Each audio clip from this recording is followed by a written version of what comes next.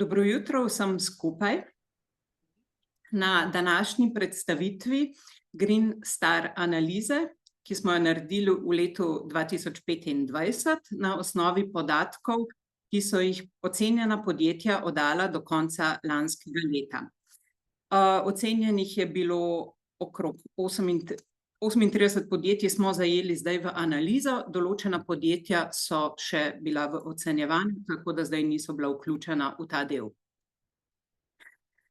Danes me zelo veseli, da je z nami tudi predstavnica Ministrstva za gospodarstvo, turizem in šport, gospa Sabina Trokič, ki nam bo predstavila, v kakšni fazi je trenutno trajnostno poročanje oziroma zahteve po trajnostnem poročanju v Sloveniji, kaj pričakujemo na evropski ravni in kaj lahko pričakujejo podjetja v Sloveniji. Sledila bo predstavitev analize rezultatov in na koncu še pogovor z dvema predstavnicama podjetij, srednjega podjetja in velikega podjetja, torej Nataša Teraž-Krojs iz Lumarja, ki so šli skozi Green Star že 3-krat, in Maša Šprajcar-Rančič iz Spar Slovenije, ki so šli skozi Green Star že 2-krat. Tako da, gospa Sabina Trokič, predajam besedo vam in vas prosim za predstavitev, kaj se obeta na področju trajnostnega poročanja, glede na vse evropske smernice, ki se nam obetajo. Ja, hvala lepa za besedo. Lep pozdrav vsem skupaj. Jaz prihajam iz sektorja za gospodarsko pravo, kjer se v bistvu predvsem ukvarjamo z pripravo zakonodaje na področju. Tako da bom tudi danes v bistvu na kratko predstavila, mogoče malo osvetlila ključne razloge za sprejem zakonodaje na področju glede trajnostnega poslovanja in pa tudi v bistvu kakšno je trenutno stanje in v bistvu kakšne imamo smernice za naprej. Če na kratko pričnem, Slovenija v bistvu ostaja zavezana k izpolnitvi ciljev, ki jih je že določila Agenda 2030, ki jo je sprejela v bistvu 193 držav članic, je sprejelo v bistvu v okviru pod okriljem Združenih narodov, kot veste, že leta 2015 to Agendo 2030, ki je v bistvu bil nek nov svetovni okvir za trajnostni razvoj. Tudi agenda že vključuje vse 3 vidike trajnostnosti, gospodarskega, socialnega in okoljskega.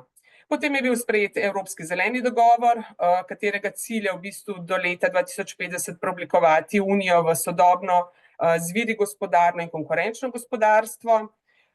Prav tako v bistvu naj bi prispeval k cilju vzpostavitve gospodarstva, ki bo delovalo predvsem v korist ljudi, okrepil socialno tržno gospodarstvo in pomagal zagotoviti, da bo pripravljeno na prihodnost in zagotavljalo stabilnost, delovna mesta, rast in trajnostne naložbe. Potem je bilo na evropski ravni, v bistvu je bil že leta 2014 sprejeta v bistvu ta direktiva o nefinančnem poročanju, vendar v bistvu tekom izvajanja te direktive, ko se je spremljalo, se je ugotovilo zelo veliko v bistvu pomanjkljivosti.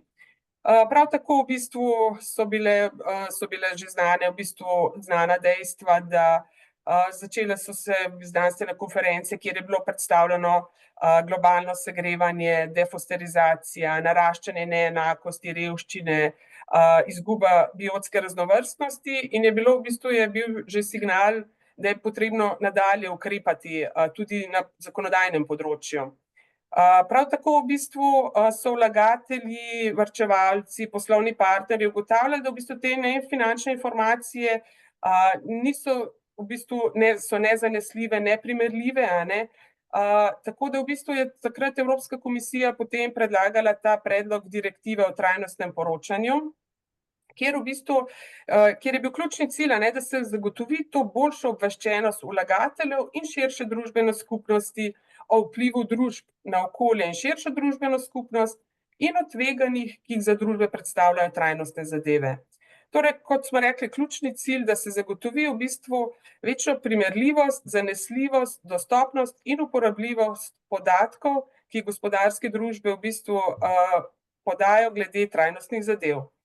Sicer je v oceni, ko se je pripravljala direktiva, je tudi Evropska komisija ocenila, da bo na začetku imele družbe malo višji strošek, vendar dolgoročno pa se predvideva potem zmanjšanje stroškov in več koristi imajo družbe na ta račun kot stroškov. Torej, Evropska komisija je ukrepala v smeri, da je pripravila še en predlog, ker namreč direktiva o poročanju namreč zagotavlja neko preglednost, transparentnost družb. Potem je pa komplementarni akt predlagala zakonodajni, ki je želela spodbuditi gospodarske družbe, da preidejo k trajnostnemu delovanju. In zato je sprejela predlog direktive o skrbnem pregledu podjetij glede trajnostnosti. Te obe dve direktivi v bistvu zagotavljata, kot smo rekli, preglednost družb glede trajnostnih zadev in tveganj, potem spodbujata trajnostno in odgovorno ravnanje gospodarskih družb ter pravičen prehod na trajnostno gospodarstvo. Kot sem rekla, prepoznani sta obe dve direktivi kot nek mejnik pri zagotavljanju preglednosti, odgovornosti, spodbujanju trajnostnih poslovnih praks. In zelo se nam zdi tak pomemben korak k večjemu spoštovanju v bistvu podjetij, k spoštovanju človekovih pravic in okolja. Pa vendar, direktivo CSRD smo že prenesli, direktivo o skrbnem pregledu smo pričeli z aktivnostmi, vendar se je vmes zgodila v bistvu nova politična realnost in tudi seveda novi izzivi, s katerimi se soočajo gospodarske družbe. Vojna v Ukrajini, energetska kriza, trgovinske vojne, novi geostrateški položaji. Žal, zaradi nove realnosti je tudi konkurenčnost evropske industrije in podjetij pod pritiskom zaradi teh visokih cen energije, tehnološke konkurence in naraščajočih geopolitičnih napetosti. Zato je že Evropska komisija, nova ekipa Evropske komisije, ko je v bistvu nastopila svoj mandat lansko leto, si je določila nove politične prioritete, in sicer, da bo zagotovila večjo konkurenčnost, večjo skladnost predpisov in zmanjšanje administrativnih bremen. V svojem sporočilu Kompas za konkurenčnost je še posebej v bistvu že predstavila ukrepe za poenostavitve. In v okviru teh ukrepov je bil tudi napovedan, izpostavljen predlog omnibus zakonodajnih ukrepov, v bistvu, ki bo poenostavil poročanje o trajnostnosti, skrbni pregled in taksonomijo. Evropska komisija si je zadala tudi cilj 25% zmanjšanja obveznosti poročanja za podjetja na ravni EU oziroma 35% zmanjšanja administrativnih bremen za mala in srednja podjetja. Torej, na podlagi tega je bilo 26.2. je bil objavljen prvi omnibus sveženj predlogov glede spremembe zakonodaje, ki ureja poenostavitve na področju trajnostnega poročanja, skrbnega pregleda in taksonomije.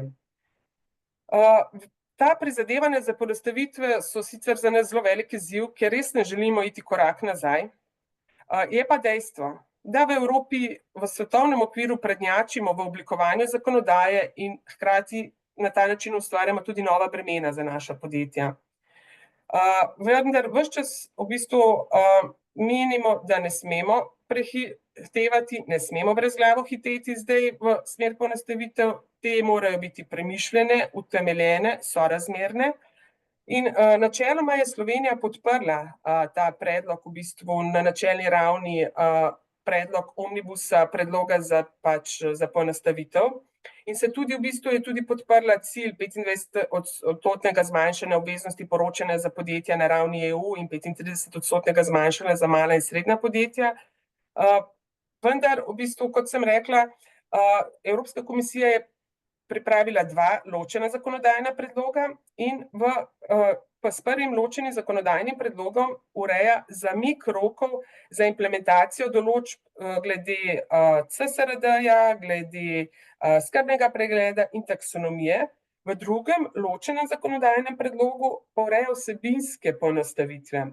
Namreč ta prvi zakonodajni predlog, ki ureja zamik rokov, naj bi bil sprejet že do konca leta, in sicer predvsem se nanaša, da bi imela družbe, ki bi morale že poročati za poslovno leto 2025, vse velike družbe, da imajo 2 leti odloga, v bistvu, da bojo 2 leti kasneje lahko poročale. Prav tako se v bistvu ureja eno leto kasneje, naj bi se je rok za prenos direktive o skrbnem pregledu in pa tudi, da bi se začel izvajati skrbni pregled potem eno leto kasneje. Potem v bistvu to zelo podpiramo, da se uredi najprej časovnica, da imamo potem čas res glede vsebinskih poenostavitev, da imamo čas, da bodo te poenostavitve res premišljene, kot sem rekla, sorazmerne in utemeljene, da ne bomo v bistvu zopet prehitevali in v bistvu naredili več škode, ker v bistvu že zdaj trenutno stanje je zelo kaotično, kot ste rekli, signali so zelo različni, ne najbolj pozitivni in tega si res ne želimo. Načeloma pa v bistvu, kot sem rekla, pri samem izvajanju v bistvu poenostavitev in same direktive o skrbnem pregledu, ki jo še nismo prenesli, ves čas zagovarjamo nek uravnotežen, sorazmeren in pravičen pristop pri spremembah in sami implementaciji direktiv. Menimo, da samo tak pristop lahko zagotovi neko konkurenčnost za gospodarstvo in hkrati trajnostni razvoj. Predvsem menimo, da mora biti ta obseg prilagojen resničnim potrebam podjetij, da se prepreči preobremenjevanje, zlasti za manjša podjetja, predvsem, ki so vključena, vemo, v vrednostne verige. Pri procesu prilagoditve gospodarskih modelov je torej ključen pravičen, vključujoč prehod na trajnostno poslovanje, ki bo koristil ljudem, okolju in gospodarstvu, hkrati pa ohranil konkurenčnost celotne Evropske unije. Toliko z moje strani. Najlepša hvala za to izčrpno predstavitev od vseh razlogov, kako je prišlo sploh do bolj formalne oblike poročanja v Evropski uniji, prenos v slovenski pravni red in kaj se obeta. Ja, mi v CER se praktično s trajnostnim poslovanjem, bodisi z energetsko učinkovitostjo, alternativnimi viri ukvarjamo že 13 let od same ustanovitve. Green Star smo naredili, prednje prišla direktiva o trajnostnem poročanju ven in podjetja so šla že prej čez, torej videli smo, da podjetja v takšnem načinu poslovanja vidijo svojo konkurenčno prednost. Tako da vidimo pa tudi sedaj po objavi Omnibusa res zelo različne signale, tako na ravni Evropske unije, samih podjetij, velikih in malih, zmedov na trgu, vprašanja o smiselnosti. Nenazadnje opazujemo, da je bila kompleksnost načina predstavitve direktive in standardov dejansko neprijazna uporabnikom, hkrati pa tudi zapletla se je v detajle, ne pa v strateški pogled poslovanj podjetij. In tukaj želimo sodelovati CER kot strateški partner, tudi z ministrstvom. Bi imela vprašanje, vi sedaj nabirate komentarje, predloge na to? Ene informacije smo dobili, da ministrstvo zbira. Ja, res je. V bistvu pripravljamo uradno stališče glede obeh omenjenih zakonodajnih predlogov in v bistvu smo pozvali deležnike, da posredujejo svoja stališča, mnenja in komentarje na oba predloga. To tudi vedno vključimo v uradno stališče, tudi povzamemo odzive vseh deležnikov, tako da res v bistvu v najširšem obsegu poskušamo zajeti čim več relevantnih deležnikov, vsa stališča povzamemo in tudi potem vlada to potrdi in državni zbor. Z veseljem se bomo odzvali, ker smo prejšnji teden na zboru članov področje trajnostnega poročanja postavili visoko na agendo in smo sklenili, da bomo naredili posebno fokusno skupino, tako da vam bomo v kratkem posredovali tudi naša stališča. Ali je mogoče strani publike kako vprašanje za gospo Trukić? Če je, gospa Trukić, vi boste z nami do konca dogodka, ne? Bom. Super.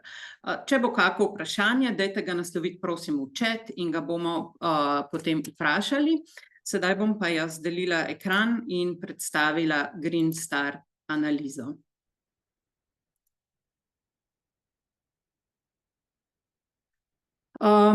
Kot sem omenila, to je Green Star analiza narejena v tem letu na podlagi ocen podjetij, ki so bila ocenjena do konca leta 2024. Naredili smo celovit pogled v upravljalske, okoljske in družbene podatke na področju stanja, ciljev in ukrepov ter identificirali tudi vrzeli.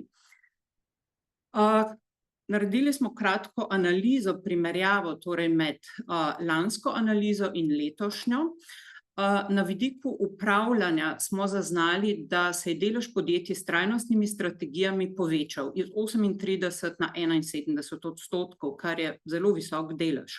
Torej vidimo visoko ozaveščenost podjetij, ki gredo skozi ocenjevanje Green Star o pomenu trajnostnega poslovanja.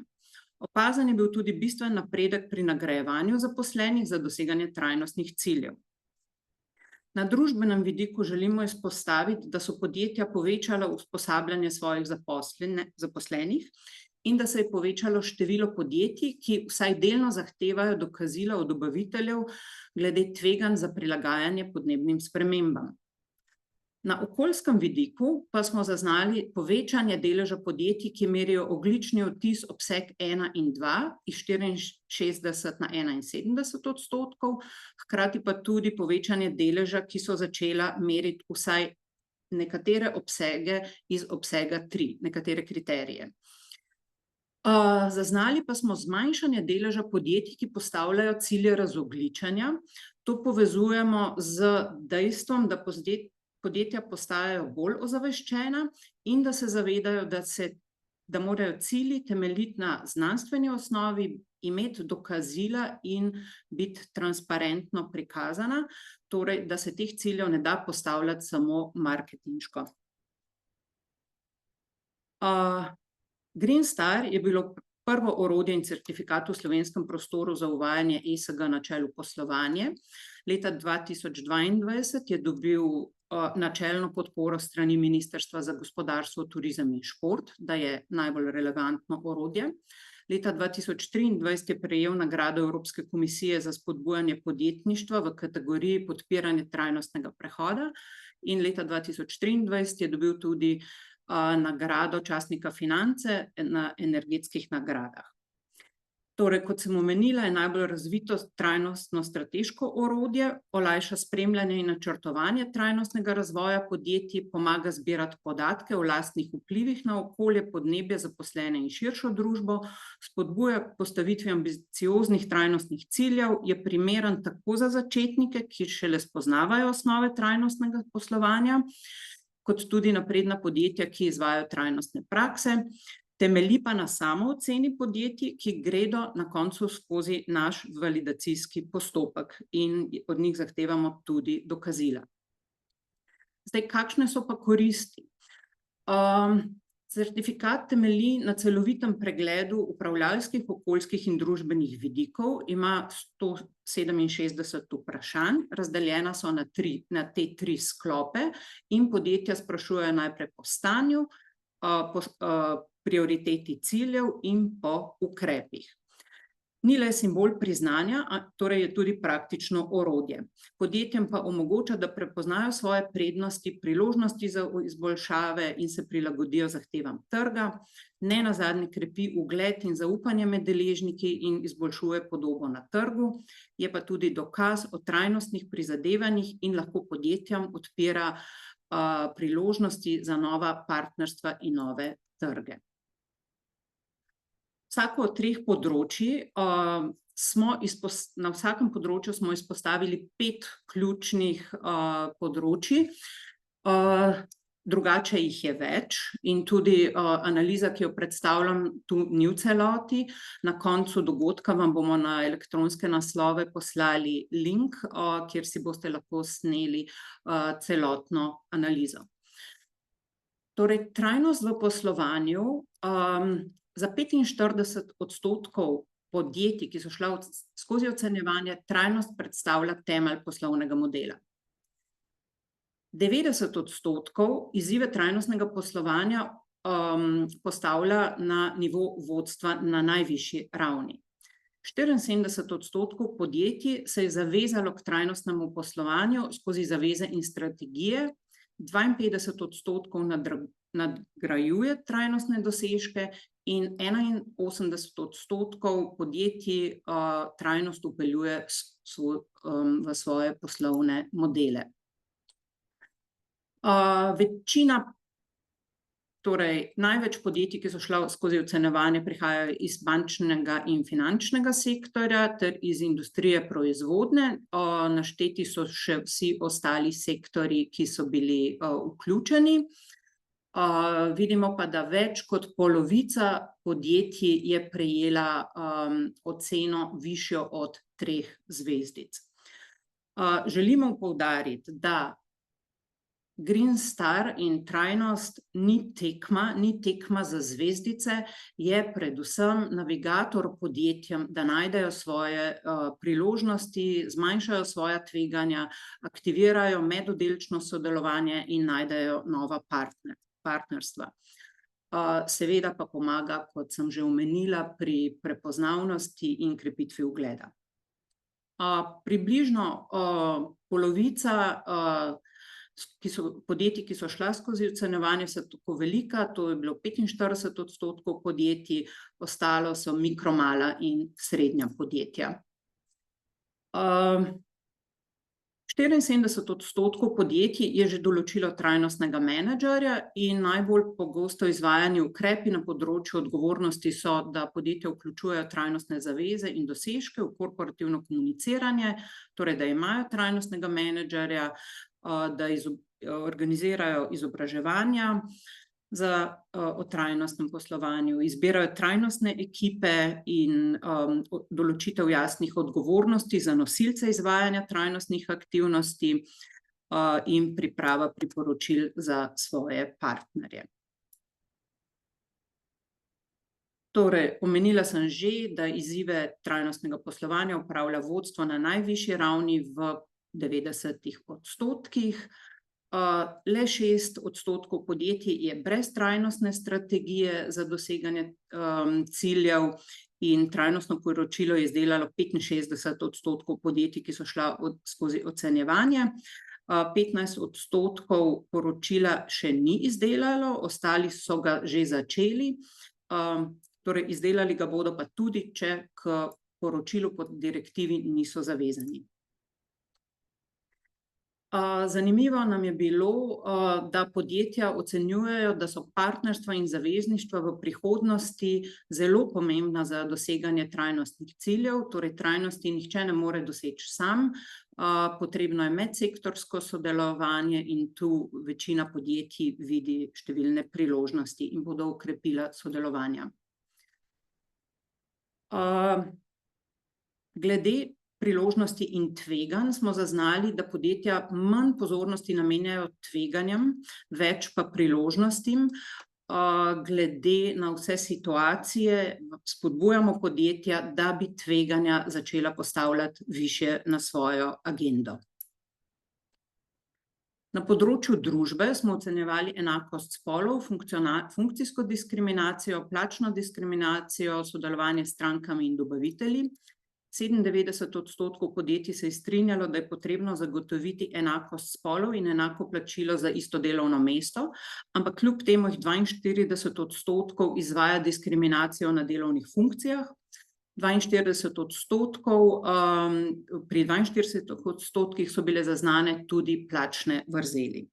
V odnosu do strank pa 97% podjetij navaja, da izvajajo vključujoče poslovne prakse, 74% pa vsaj delno zahteva dokazila o podnebnih tveganjih svojih dobaviteljev.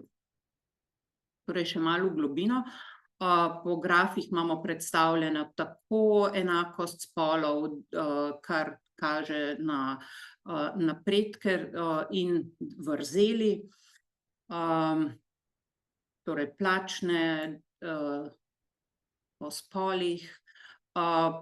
Kot sem omenila, podjetja namenjajo letos več časa izobraževanju svojih zaposlenih in v notranja in zunanja usposabljanja je vključena večina zaposlenih. torej glede tveganj, torej vsaj delno zahtevajo, med delno in da zahtevajo, je že nekako večina podjetij. Potem podjetja se zavedajo tudi ozaveščanja svojih dobaviteljev. 77% jih bodisi že ozavešča, bodisi nameravajo to storiti v prihodnosti, dobra četrtina pa že trdi, da že zagotavljajo kvalitetne delovne pogoje za vse delavce v vrednostni verigi in 35% jih namerava doseči v kratkoročnem poslovanju in to področje obravnavajo kot cilj z visoko prioriteto. Na področju okolja smo izpostavili obnovljive vire energije, ogljični odtis, validacijo ciljev, biodiverziteto in krožno gospodarstvo. 71% uporabljajo podjetja elektriko iz obnovljivih virov energije, 23% meri ogljični odtis obseg 1 in 2, torej 23 jih meri več kot v primerjavi z obsegom 3, le 6% pa ima validirane cilje na znanstveni osnovi. 97% jih zatrjuje, da dejavnosti nimajo negativnega vpliva na biotsko raznovrstnost in ekosisteme, na področju krožnega gospodarstva pa jih 68% je že pričelo ali pa namerava pričeti z učinkovitejšo rabo virov. In še enkrat malo bolj podrobno, torej 71% uporablja energijo iz obnovljivih virov energije, bodisi jo kupujejo ali 42% jih pa tudi proizvaja lastno energijo. Torej, zaznali smo povečanje te rabe obnovljivih virov in tudi podjetja nameravajo na tem delu še okrepiti in povečati proizvodnjo. Glede meritev emisij obsega 1, 2 in 3 smo zaznali, kot sem omenila, povečanje, tukaj so konkretne številke in zmanjšanje je na obsegu 1 je bilo doseženo v primerjavi z lanskim letom za 7%, na obsegu 2, torej obseg 1 so direktne emisije, obseg 2 pa je kupljena energija, tukaj je bil zaznan veliko večje zmanjšanje, torej 47%. Preko 60% je postavilo cilje znižanja emisij za leto 2030, le 45% pa za leto 2050. Tukaj se vsi zavedamo, da so to odgovorni koraki za postavljanje dekarbonizacije in da bo na tem področju treba še aktivno delati. So pa tukaj največje možnosti za prihranke energije, ki je ne porabimo, torej da postanemo bolj energetsko učinkoviti. V Green Starju podjetja sprašujemo po različnih ukrepih, torej na področju krožnosti, med najbolj ukrepe, ki jih podjetja najbolj uporabljajo, sodijo ohranjanje vrednosti produktov v rabi organizacije, torej skozi vzdrževanje, popravila in obnovo.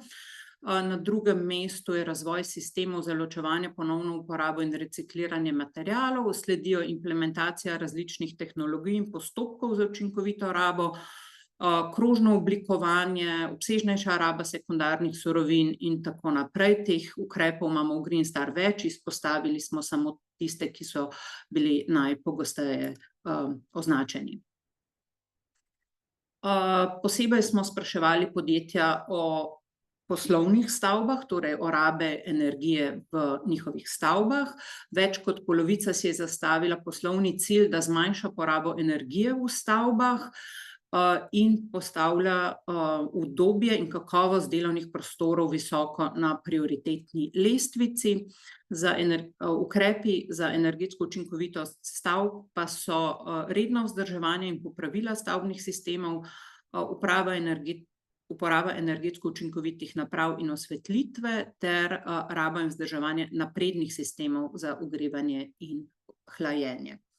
Obstaja pa še veliko drugih ukrepov, ki so bili navedeni. Glede mobilnosti smo imeli tudi posebna vprašanja. 77% podjetij bo v kratkoročni prihodnosti poskušalo zmanjšati emisije iz lastnega voznega parka, 55 jih želi zmanjšati emisije službenih poti, emisije zaposlenih bodo naslovili v obsegu 35% in emisije dobaviteljev bo zmanjšala slaba tretjina. Tu vidimo še precej potenciala, predvsem na dobaviteljih. To je nabor podjetij in z naše strani čestitke vsem. Pot ni bila vedno lahka, skušali smo reševati vprašanja in dileme. Bili smo pa res veseli vseh povratnih informacij, tako pozitivnih kot kritičnih. In zato danes z nami sta dve predstavnici, ki bosta podali svoje izkušnje.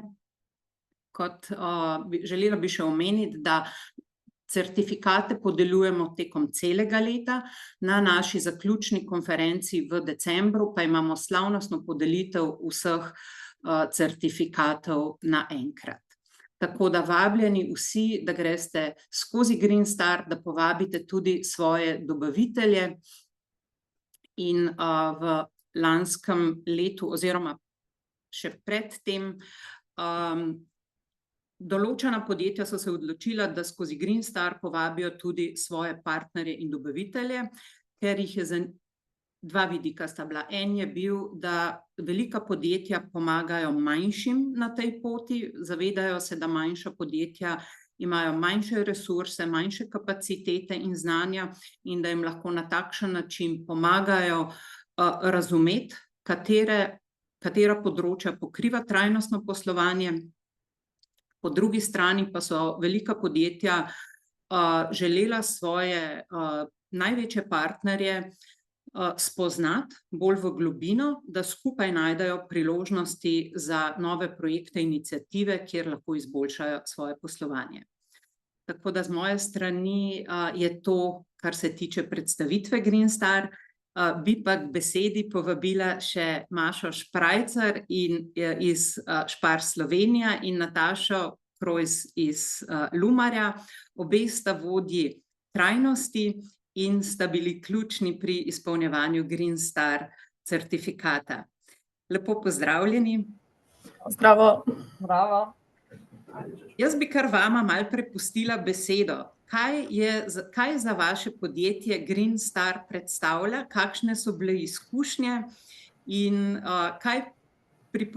kje ste našli izboljšave za vaše poslovanje? Mogoče, Nataša, začnemo z vami, s tabo, ker imate že 3-krat Green Star certifikat. Hvala za povabilo, hvala za besedo.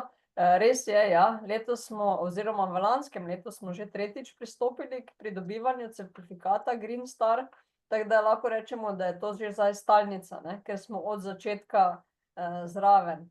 In ja, Green Star, bom rekla, da naša izkušnja, če se mogoče malo naslonim na samo izpolnjevanje oziroma sodelovanje, je tako kot pri vseh stvarih v življenju, ne, prvič je bilo zelo težko, ker prvič, ko se je odprl vprašalnik z 120 vprašanji, smo bili Sicer smo veliko stvari že naredili, pa smo jih imeli pripravljenih, pa je šlo relativno hitro, ampak je vseeno kar nekaj dela potrebnega, ne. Saj to je bilo tudi danes povedano, da trajnost bo potrebovala na začetku nekaj dela, potem pa se skozi leta neke stvari naučiš, izboljšaš in ti gre tudi to vedno hitreje oziroma lažje, ne.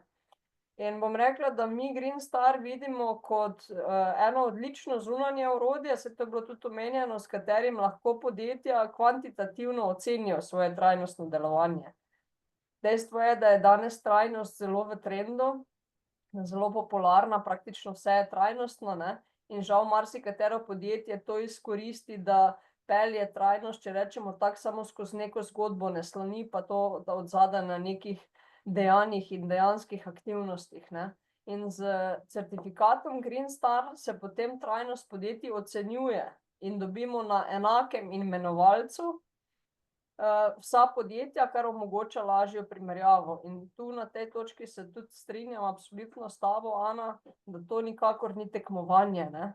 Ni tekmovanje, ker tudi jaz sama trajnost gledam na to, da to ni tekmovanje, kdo je boljši, ampak je to nek proces, na katerem je pomembno, da nas je čim več zraven.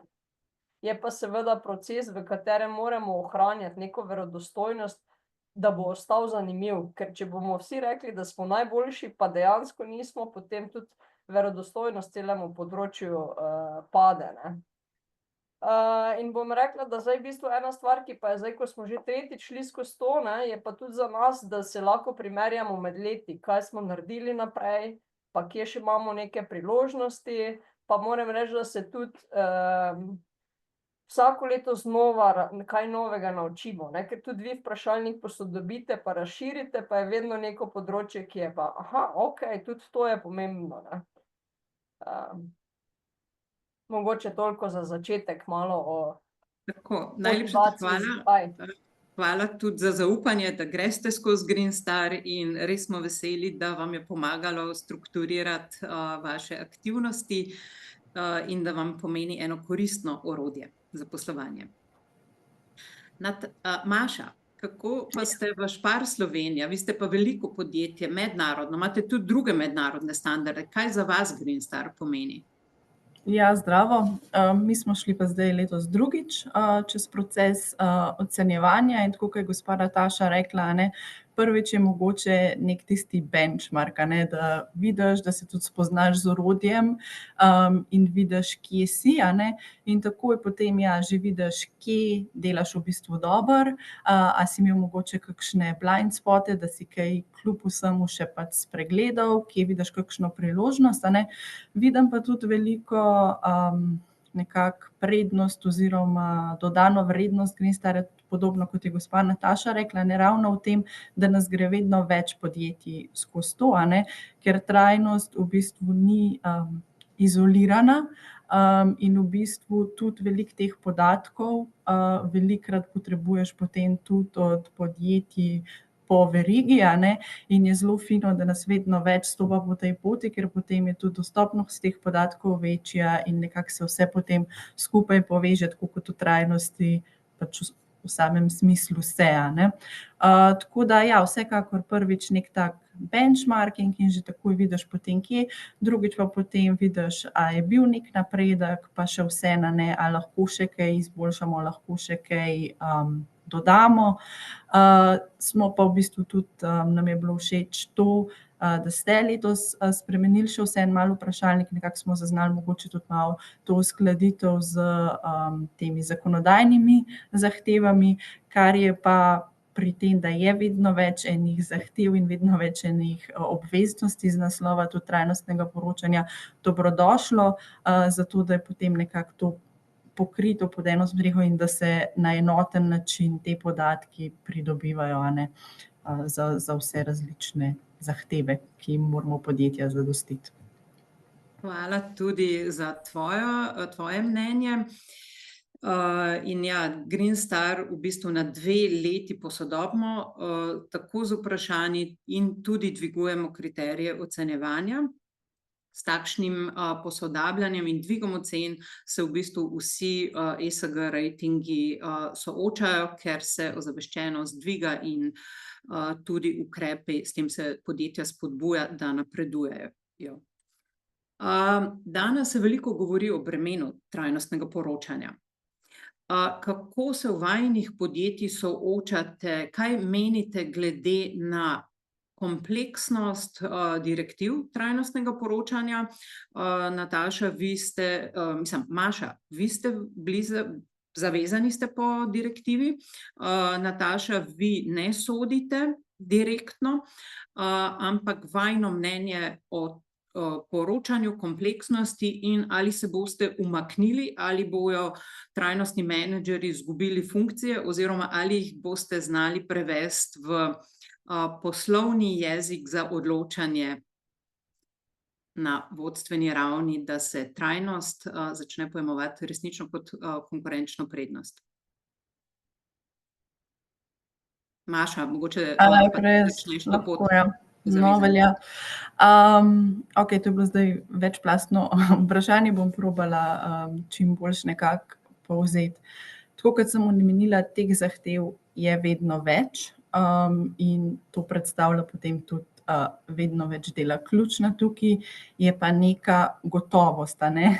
Tudi to smo že v uvodu naslovili, na primer lani smo bili tudi soočeni s to negotovostjo glede uredbe o krčenju gozdov, ki se je potem v bistvu zelo v zadnjem hipu potem zamaknil ta rok implementacije, a ne. Tudi tukaj je res dobro, da podjetja vemo, kaj nas čaka, točno kaj nas čaka in kdaj nas to čaka, a ne.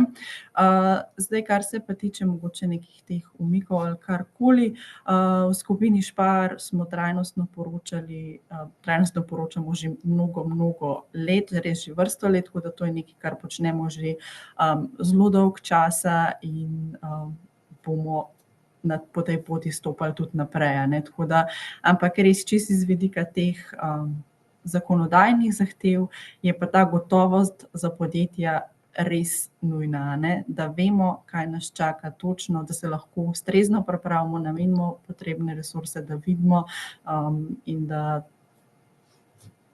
smo lahko pripravljeni na to, kar prihaja, ne, to je zelo pomembno. Tako.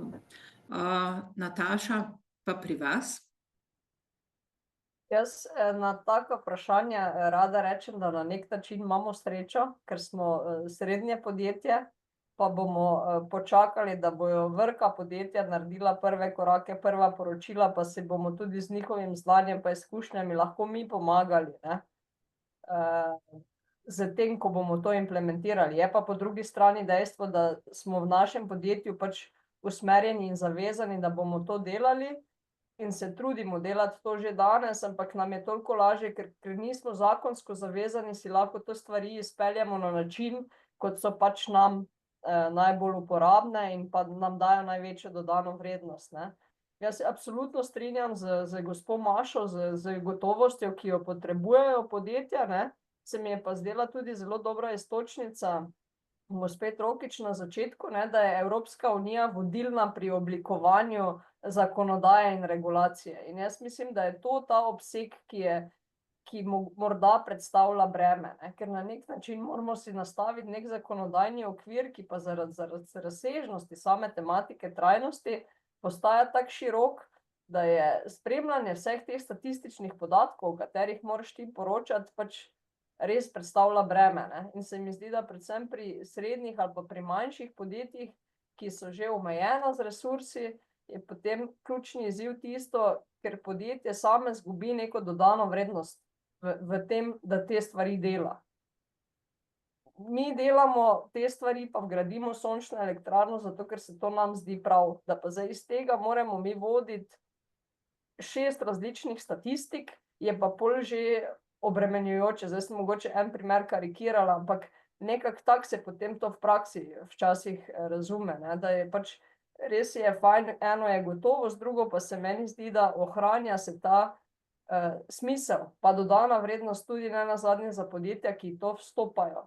Da ni to neka statistika, ki se odlaga, ampak je to neka uporabna vrednost, ki jo podjetja mogoče tudi lahko nenazadnje komunicirajo ali pa uporabljajo, ne.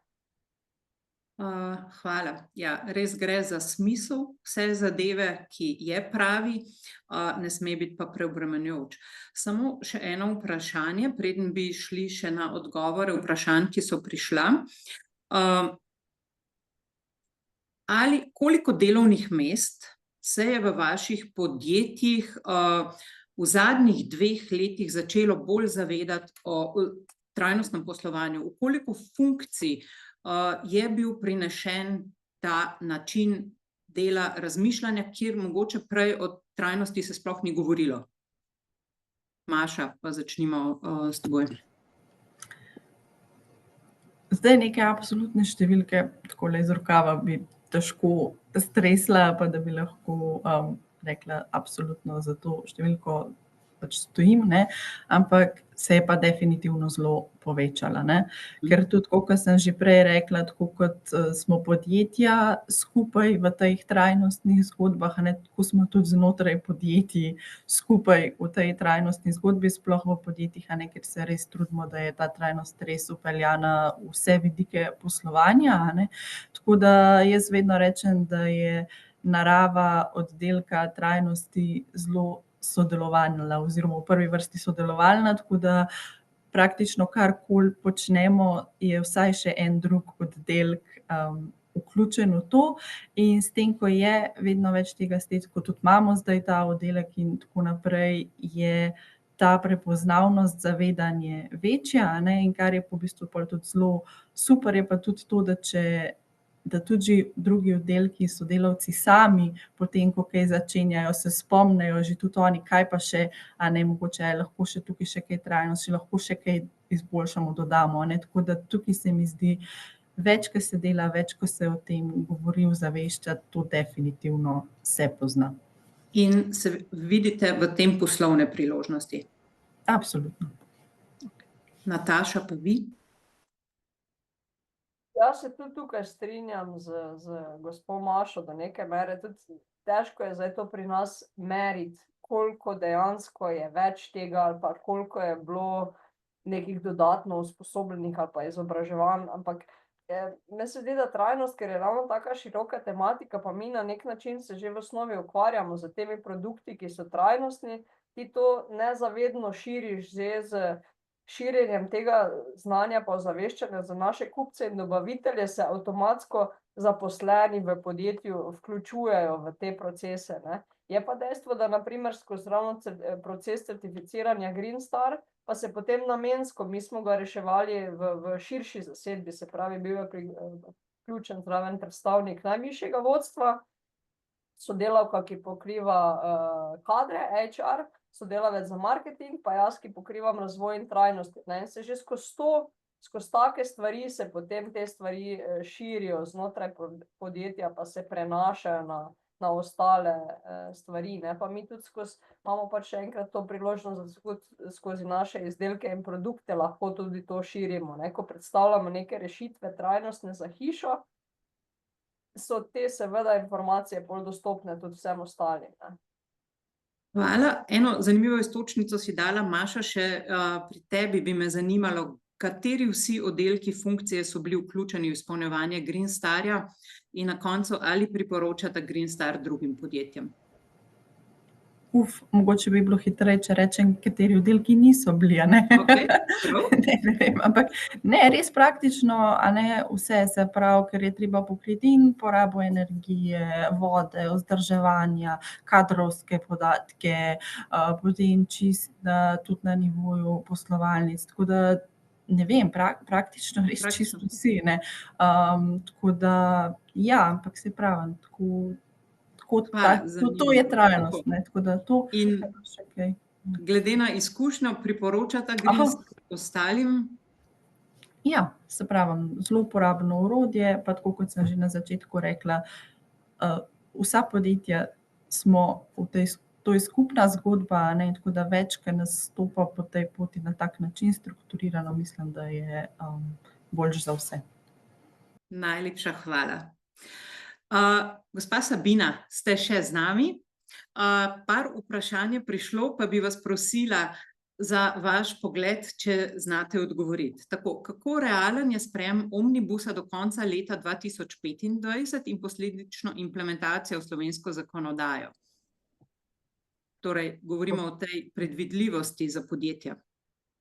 Ja, namreč je Evropska komisija zelo ambiciozna, glede prvega zakonodajnega predloga, ki ureja časovnico, je v bistvu, ima namen sprejeti ta zakonodajni predlog do meseca maja, namreč tudi ustanovila je posebno delovno skupino za poenostavitve, Antiči, sploh mi v bistvu ne obravnavamo to na delovni skupini za pravo družb, ker je v bistvu zelo politična zadeva in jo ima namen res speljati, kot sem rekla, nekje do maja ne bi bil sprejet ta prvi zakonodajni predlog direktive, Potem imamo pa tudi na nacionalnem nivoju kar nekaj opcij, tako da v bistvu imamo namen do konca leta to urediti. Mi tudi pripravljamo predlog novele ZGD-1N, katero imamo tudi namen do konca leta sprejeti zaradi nekaterih drugih zadev.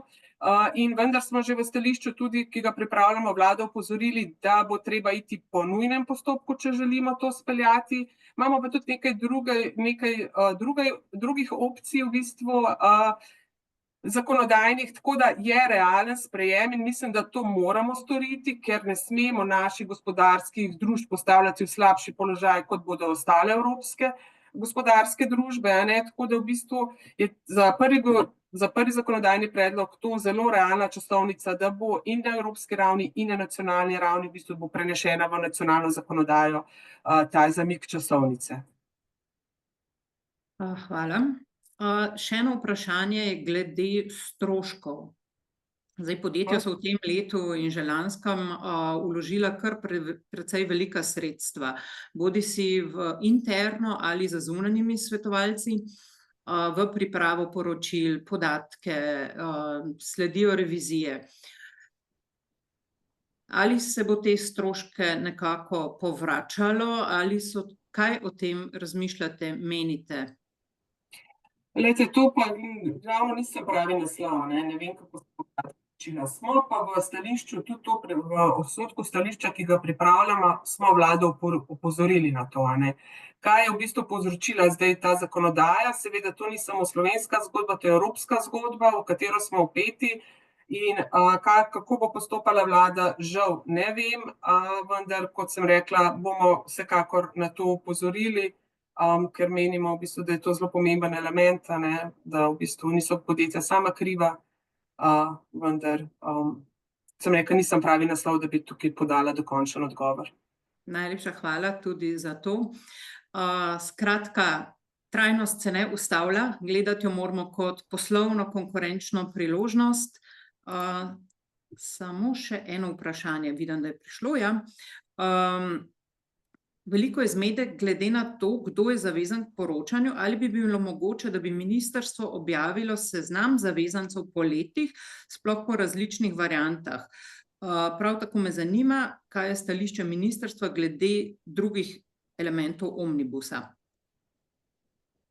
Govorimo verjetno. Ja, glejte, mi v bistvu smo pripravili neko oceno, nek informativni seznam zavezancev, ki so morali letos poročati za poslovno leto 2024, vendar je to res informativni seznam subjektov javnega interesa, ki ima več kot 500 zaposlenih. Tisti, ki nas prosijo, jim ga pošljemo, ampak kot veste, to je živa zadeva, podatki se spreminjajo, tako da v bistvu gre za približno 32 zavezancev. Zdaj, predvidevali smo, da bo v bistvu ta drugi val, za to poslovno leto v bistvu po obstoječej veljavni zakonodaji, bi moral poročati po naši oceni za leto 2025, v naslednjem letu približno 240 gospodarskih družb, vendar se zdaj v bistvu s predlogom ta obseg zelo zmanjšuje. Tako da v bistvu potem je še za tretje leto, tisti je pa zelo majhen obseg, ker vemo, da v bistvu je malih in srednjih družb, ki kotirajo na borzi, v bistvu zelo malo. Tako da zdaj mi ne objavljamo, ker so to res ocene, to so žive zadeve. Danes je tako jutri, ker je vezano na velikost, na neka merila, ki jih morajo gospodarske družbe izpolnjevati. Mi zaradi nas pripravimo oceno učinka, ker moramo vedeti, na koliko gospodarskih družb bo to v bistvu vplivalo, oceniti tudi neke stroške.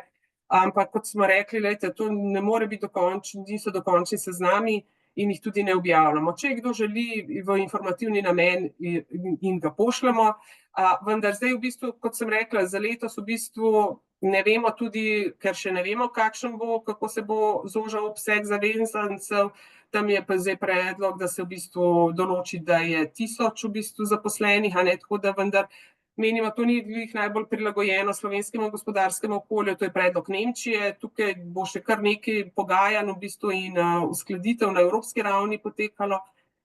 Tako da ravno zaradi tega ne želimo zavajati in objavljati nekih seznamov, ker enostavno je zelo težko v bistvu, kot sem rekla, nek dokončen seznam zavezancev. Najlepša hvala. Želimo si sodelovanja z vami v prihodnosti, tako da ostajamo v stiku. Prosili vas bomo za vse aktualne zadeve in gotovo bomo naredili še kak dogodek na to temo v prihodnosti.